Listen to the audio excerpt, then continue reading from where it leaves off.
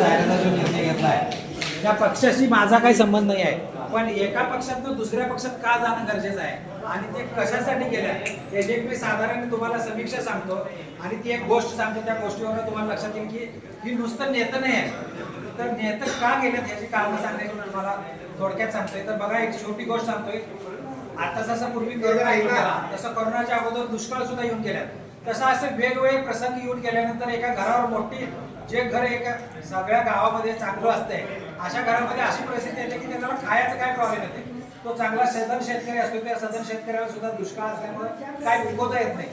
तर तो काय करत असतो, त्याच्यातली घरातली दोन माणसं घराच्या परड्याच्या मागच्या बाजूला शेवग्याचं झाड असते आणि त्या शेवग्याच्या झाडाची शेवगं चार संध्याकाळी काढून त्या घरातली माणसं गावात विकून येत असतात किंवा शेजारच्या गावात विकत असतात आणि त्याच्यावर आपलं घर चालवत असतात. पण या शेवग्याच्या झाडावर घर चालवत असताना त्यांच्या सासरवाडीतला त्याचा सासरा एकदा त्या घरात येतोय आणि ते सासरा घरात आल्यानंतर ते झाड पहिला तोडून टाकतोय आणि ती घर सगळं उठतंय आणि म्हणतोय, तू आमच्यात पाहुणा म्हणून आलास आणि शेवग्याचं झाड तर का तोडलास? तर आम्ही या शेवग्या झाडावर जगत होतो.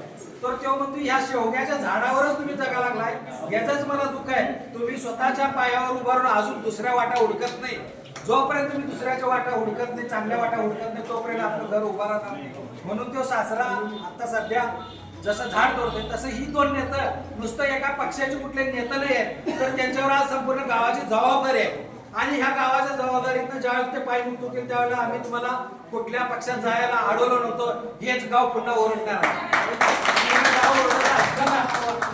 त्यावेळेला म्हणणार आहे काय की आम्ही तुम्हाला कुठं वाढवलं नव्हतं. गावचा विकास करणं किंवा गावासाठी काहीतरी करणं हे गरजेचं होतं. त्यामुळे ह्या नेत्यांनी जरी पक्ष बदलला असला तर त्यांची एक कुटुंब प्रमुख म्हणून एक वेगळी नीती आहे. ह्या गावासाठी काही ना काही करणे गरजेचं आहे आणि त्यासाठी म्हणून ती नेतं आज वेगळ्या पक्षात वेगळ्या पक्षात गेल्या. तर अजून इथं पुढे 3.5 वर्ष आहेत. इथं 3.5 वर्ष कुठलाही इथून पुढे निवडणूक नसणार आहे.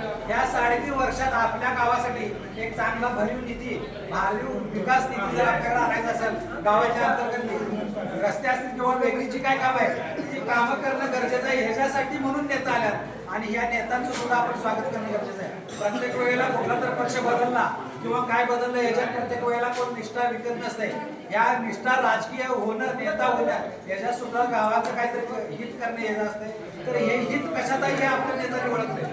तर या नेता दुग्गल भावना असं म्हणून त्यांना आपण दुजाभाव करणं योग्य नाही. तर त्यांच्या सपोर्ट गावाला त्यांच्या बाजूला राहणं गरजेचं आहे. आणि म्हणून मी पण हे कुठल्या पक्षाची नीती नसताना सुद्धा या नेत्यांनी जी भूमिका घेतल्यात ती योग्य आहे म्हणून मी पण यांच्या पाठीमागे आहे आणि सगळ्यांनी राहणं गरजेचं आहे. गाव म्हणून आपण या संपूर्ण पक्षाच्या नीतीला, सगळ्या पक्षाच्या कार्यकर्त्यांना मतदान करणं गरजेचं आहे. सगळेजण मिळून त्यांना पाठिंबा देऊन मतदान करूया.